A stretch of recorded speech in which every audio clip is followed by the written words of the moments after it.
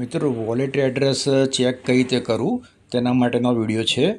સૌપ્રથમ પાઈની application open કરીને 3 આડી લીટી ઉપર ટચ કરો, ત્યારબાદ મેન નેટ ઉપર ટચ કરો। મેન નેટ ચેકલિસ્ટમાં જે 3 નંબરમાં જે આપેલું છે વોલેટ એ જોઈ લેવું। ત્યારબાદ માઇગ્રેટ ટુ મેન નેટમાં વ્યૂ વોલેટ ઓપ્શન ઉપર ક્લિક કરવી, માં પાસ ફ્રેઝ નાખવો।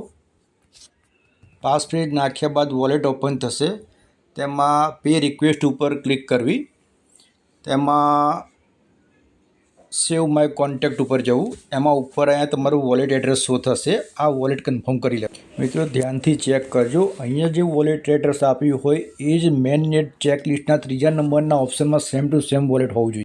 જો બંને વોલેટ એડ્રેસ સેમ હશે તો જ તમારા આ વોલેટમાં કોઈન ટ્રાન્સફર થશે, અન્યથા કોઈ બીજા વોલેટમાં ટ્રાન્સફર થઈ જશે। માટે દરેક જણે આ બંને વોલેટ એડ્રેસ ધ્યાનથી ચેક કરી લેવા નમ્ર વિનંતી।